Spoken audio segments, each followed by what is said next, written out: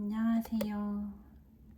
제가 이 영상을 빨리 준비하고 싶었는데 카메라 앞에서 말을 해야 하다 보니까 정리하느라 시간이 좀 걸렸어요. 피부는 일단 사람마다 너무 다르고 저는 전문가도 아니기 때문에 제가 솔루션이나 해결책을 내릴 수는 없어요. 이거는 질환이에요. 완전한 병이기 때문에 피부는 무조건 피부과 전문의에게 도움을 받으시고 제 영상은 그냥 이럴 수 있구나. 나랑 똑같은데 조금 비슷한데 반드시 낫는구나 하는 마음을 가지실 수 있는 영상으로 봐주시면 좋을 것 같습니다. 특히 스테로이드가 아닌 다른 요인들, 예를 들어서 뭐 원인 불명, 호르몬으로 인한 주사, 피부염 등은 저랑 원인 자체가 달라서 치료경과 부작용은 완전히 다를 수도 있어요. 첫째로 이 영상을 만들게 된 이유는 제가 아팠을 때도 저와 같은 질환으로 힘들어하시는 분들은 너무 많은데 다 나았다, 완치했다 하시는 분들의 얘기가 너무 없는 거예요. 당시 4년 전쯤에는 아주 소수로 한 3번 정도 봤는데 아무래도 많은 분들이 질문을 밤낮 없이 이제 하시고 하소연도 엄청 많이 이제 하셨나 봐요. 그래서 정작 답변은 한 분도 안 주시더라 하면서 더 이상 완치 글에 대한 질문은 받지 않겠다고 하신 분들도 있었어요, 더러. 근데 그분의 마음도 너무 이해가 가고, 그래도 저는 그저 나았다는 분이 실제로 있다는 것 자체가 너무 힘이 되고 희망이었어요, 저한테는. 나랑 똑같이 아픈데, 나랑 증상이 똑같은데 다 나았대 하면서 가족들한테도 얘기할 정도로 그런 사례가 저한테는 너무너무 소중했어요. 근데 한편으로는 그분들이 아프셨던 기간이 저에 비해 너무 짧아서 나는 그 시간보다 이미 훨씬 오래됐는데 안 낫는 거 아닌가 하는 걱정과 불안이 생기기도 했어요. 그래서 결론은 이거 하면 다음날 바로 나아짐, 뭐 완치됨, 이런 방법은 없지만 몇 년 동안 고생해도 낫더라. 그리고 그 안에는 제가 겪었던 뭐 이런저런 과정들이 있더라 하는 이야기를 해드리고 싶었어요. 저였다면 어떤 게 궁금할 것 같다, 그리고 힘이 될 것 같다를 생각해 본 것 같아요.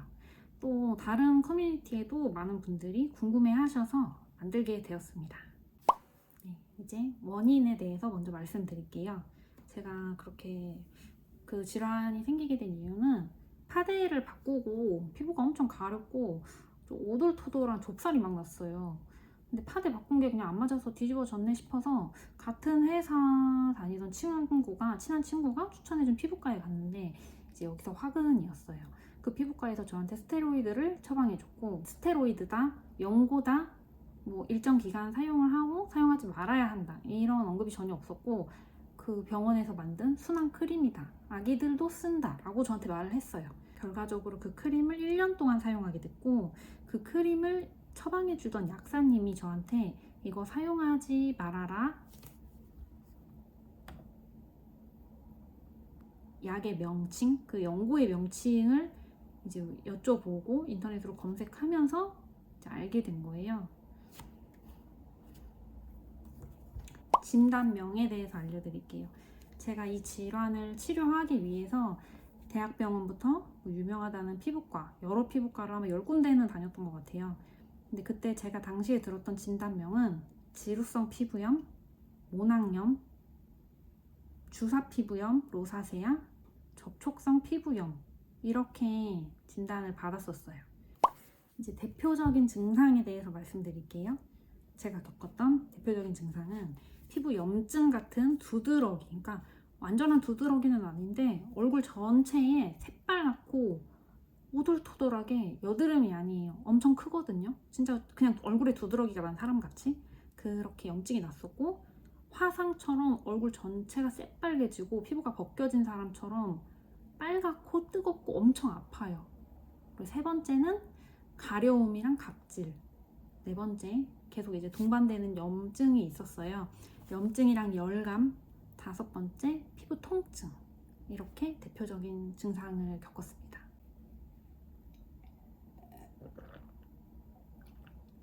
자세한 증상과 병원에서의 치료 과정을 말씀드릴게요.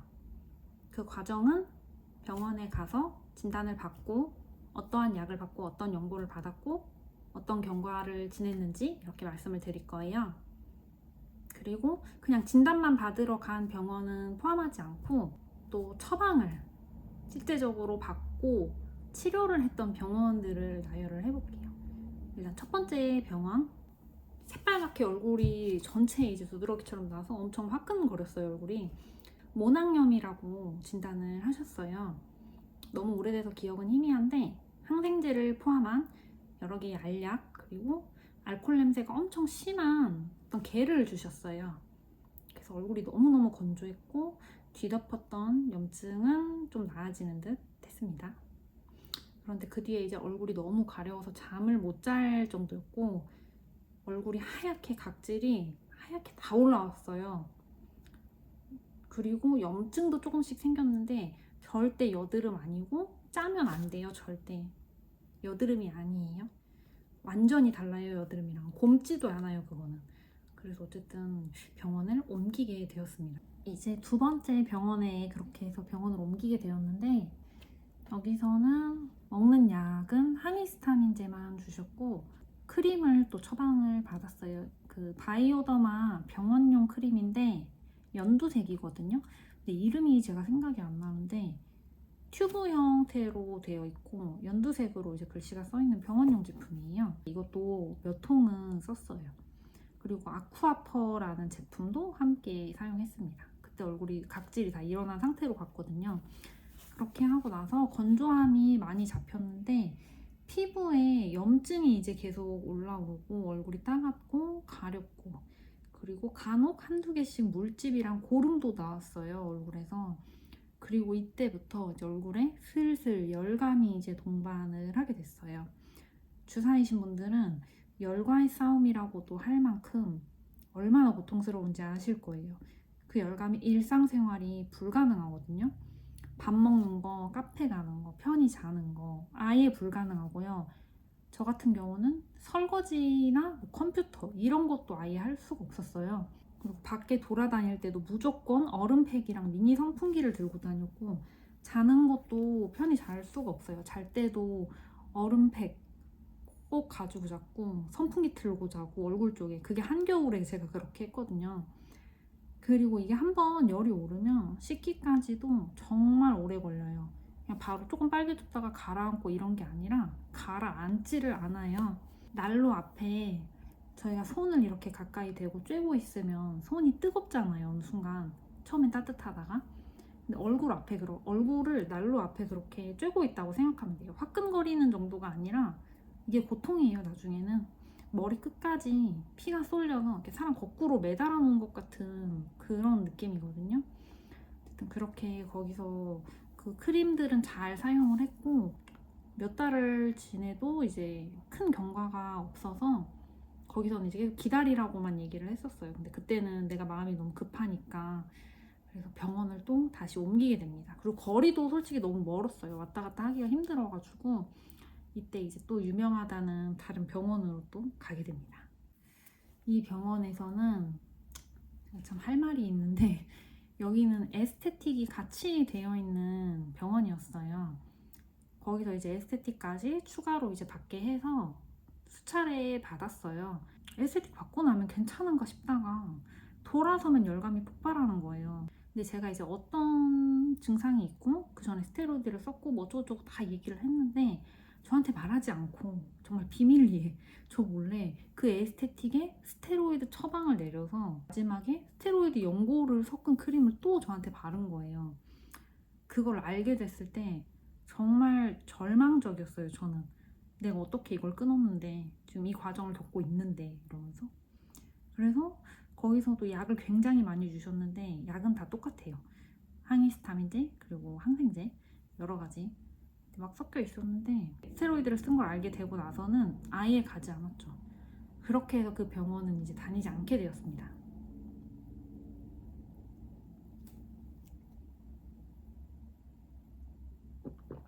그리고 네 번째 병원은 한 번인가 두 번?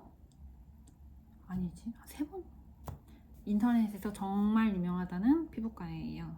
거기 이제 갔는데 거기서는 딱히 치료를 받거나 한 게 없어요. 가장 도움이 됐다고 생각하는 건 아예 도움이 안 된 건 아니에요. 근데 도움이 됐던 거는 일단 제가 열감 때문에 미스트를 항상 뿌리고 다녔어요. 근데 그거를 보시고 미스트 뿌리지 말아라. 열감이 있어도 그걸 물이나 미스트, 식염수 이런 걸로 식히지 말아라 해서 미스트를 끊게 됐어요. 그 말을 듣고. 그리고 또 하나는 거기서 교감신경, 부교감신경 이런 검사를 했어요. 근데 사람이 주사에 걸리면 정말 예민해지거든요. 근데 그래서 그런지 제가 부교감신경이 엄청 지금 대혼란이라는 거예요. 인데놀이라는 약을 처방받았어요. 거기서 하는 시술 뭐 그런 관리를 추천을 해주셨는데 결국에는 하나도 하지 않았어요. 그냥 저는 그런 거를 추천해 주는 거를 별로 좋아하지 않았고, 왜냐면 피부 관리로 나아질 거라고 생각을 이미 안 했거든요. 그래서 그건 하지 않았고, 대기 시간도 너무 길고 거리가 너무 멀고 그래가지고 그냥 인데놀 처방을 받으러 몇 번 갔었는데 나중에는 인데놀도 다른 병원에서 처방을 받았습니다. 아토피로도 많이 간다는 그 다섯 번째 이제 병원에 가게 돼요. 여기는 꽤 오래 다녔고 대학병원이라 알러지 검사를 다양하게 했고, 이미 다른 병원에서 피검사 알러지 검사는 충분히 수없이 했어요. 근데 대학병원이다 보니 좀 자세하게 검사를 좀 많이 해주시더라고요. 근데 결국에 그런 것들은 원인이 아니었죠. 그리고 그 병원에서 이제 처음으로 주사는 진단을 받게 됐습니다. 여기서 새로운 크림을 처방받았는데 요즘에는 많이들 사용하시는 에스트라 제품이에요. 그리고 여기서 많은 연고를 시도하고 처방받고 정말 많이 했어요. 오래 다니면서. 제가 이미 많은 분들이 사용하실 것 같은데 엘리델 연고, 수란트라 연고, 그리고 혈관에 좋다던 비타민 K 크림, 그리고 항생제는 똑같이 미노신, 항히스타민제 이렇게 먹고 이제 치료를 하기 시작했어요. 그리고 추가로 한 번씩 레이저 관리실이 있어요. 거기서 마스크팩을 하고 재생 레이저 누워서 그냥 쬐는 거 있거든요. 그 레이저를 쬐는 거를 한 번씩 해주기 시작합니다. 여러 가지 시도해도 열감이 점점 심해졌어요. 주사이신 분들은 열감이 끝도 없이 심해져요. 진짜 나 이렇게 어떻게 살지? 아무것도 못할 만큼 그런 생각이 들 정도로 열감이 정말 심해져요. 그래서 그 병원에서도 오랫동안 제가 이제 이것저것 했는데도 열감이 너무 심하다 보니 병원 권유로 인해서 레이저 치료를 받게 됐어요. 처음으로 재생에 좋다던 스칼렛 레이저를 받았고, 그리고 두 번째는 홍조에 좋다는 시너지 레이저를 또 받게 되었습니다. 근데 저는 제 생각에는 그 레이저 치료가 굉장히 조심스럽게 결정을 해야 될 것 같아요.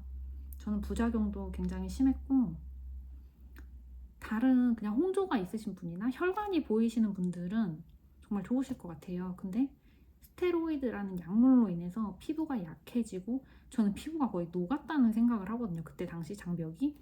근데 그 상태에서 레이저를 하니 피부가 좋은 효과를 내지도 못하고 오히려 더 자극만 되게 되는 것 같아요. 이 두 가지 레이저가 다 혈관이랑 피부 속에 상처, 자극을 주고 재생이 되면서 피부가 재생된다. 약간 이론이었던 것 같거든요. 제가 알기로는. 그래서 레이저를 혹시라도 받기로 하신 분들이나 받고 싶으신 분들은 전문의 분과 충분히 상의하시고 약한 강도로 시작을 하시면서 내 피부가 잘 견뎌내고 있나? 라는 걸 좀 잘 생각하시고 결정해 주시면 좋을 것 같아요. 일단 저는 그렇게 병원에서 레이저 부작용까지 덤으로 얻으면서 더 이상 그 병원에서의 신뢰가 너무나 많이 떨어져서 치료를 할 수가 없겠다고 판단이 되어서 병원을 한 번 더 옮기게 됩니다. 마지막 병원에 이제 내원을 하게 됐어요. 더 이상 저도 어떤 치료법이 있거나 뭐 약이나 연고 뭐 이런 게 있을 거라고 생각은 안 했어요. 이전부터 시간이 답이구나라는 거를 어느 정도 많이 깨달은 상태였고, 피부 상태도 많이 회복이 되어가고 있었어요. 그동안 몇 년 동안의 이제 일과 레이저 부작용으로 겪고 있는 통증을 말씀드리면서 눈물이 막 나서 진료실에서 막 눈물을 흘리고 선생님이 휴지를 막 쥐어주시면서 저를 막 다독여 주셨거든요. 그리고 피부를 보시고는 상태가 많이 호전되어서 이제 터널의 끝까지 온 것 같다고, 조금만 기다리고 시간이 답인 것 같다고도 하셨어요. 레이저 부작용으로 인한 통증, 그리고 아직 남아있는 열감, 이때까지도 간혹 하나씩 물집이 좀 잡히더라고요, 저는. 그래서 그것과 피부 예민함 이것저것 말씀드렸고, 항생제만 미노신 처방을 받았어요. 꾸준히 먹는 건 아니고 이제 그 약 병에다가 받았고, 제가 조절해서 먹기로 했어요, 피부 상태를 보면서. 그리고 연고는 수란트라를 조금 더 발라보기로 했었습니다. 그리고 이것저것 거기서도 많이 시도를 했는데, 예를 들어서 아픈 부위에 재생연고, 거기서 처방해 주시던 재생연고가 있었어요. 재생연고 바르기, 뭐 재생 마스크팩 하기, 전 뺄 때 붙이는 그 재생 스티커 있잖아요. 그거를 아픈 환부에 피부 부위에 부분적으로 부착을 해보는 것 뭐 했는데, 엄청난 효과를 본 거는 없었고 해서 하다가 모두 중단을 했습니다. 병원은 처음에는 2주에 한 번, 그리고 한 달에 한 번 점차적으로 기간을 늘려서 갔고, 현재는 피부과 전용 화장품을 처방받기 위해서 가고 있고, 진료를 안 받은 지는 한 1년 정도 된 것 같아요. 이 피부과 교수님도 해주신 말씀이, 저희가 열에 대한 얘기를 참 많이 하잖아요. 주사 피부는 피부가 일반인에 비해서 2만 배 더 예민하다고 생각하면 된다고 하시더라고요. 추가로 제가 열 때문에 힘들었던 부분이 더 있었는데, 소화가 안 되거나 속이 안 좋을 때 열이 더 잘, 피부에 열이 더 잘 나고, 매운 냄새 당연히 못 먹고 못 맞지만 고춧가루 한 톨, 진짜 고춧가루 약간도 못 넣어서 음식을 먹었고, 후추도 아예 음식에 못 넣었어요. 점점 심해지더라고요. 이게 처음에는 조금 덜 맵게 했는데 아예 먹을 수가 없었어요. 그래서 밖에서 음식 먹는 것도 진짜 먹을 수 있는 메뉴가 손에 꼽았고, 뭐 당연히 고깃집 이런 거는 못 가니까. 그리고 신 음식, 신 냄새도 못 맡았어요. 저희 엄마가 제 음식과 반찬을 진짜 아기들이 먹는 용으로 몇 년간 따로 항상 만들어 주셨어요. 저보다 더 많이 고생을 하셨어요. 이렇게 저의 병원 치료 과정은 다 끝이 났고요. 영상 분량이 너무 길어질 것 같아서 나눠서 찍기로 했어요. 두 번째 영상에서는 먹고 발랐던 연고, 그런 거에 대한 부작용, 그리고 제가 꼭 지켰던 생활 습관, 그리고 그 외에 받았던 조금 몇 가지 질문이 있어요. 그 질문이랑 제가 꼭 해드리고 싶은 말, 뭐 멘탈을 잡기에도 도움이 되겠지만, 내가 이거를 진짜 그런 생각으로 진짜 지냈으면 좀 더 그 시간이 수월하지 않았을까 하는 그런 이야기들을 조금 해드리고 싶어요. 그렇게 해서 2편에서 마저 이야기를 풀도록 하겠습니다.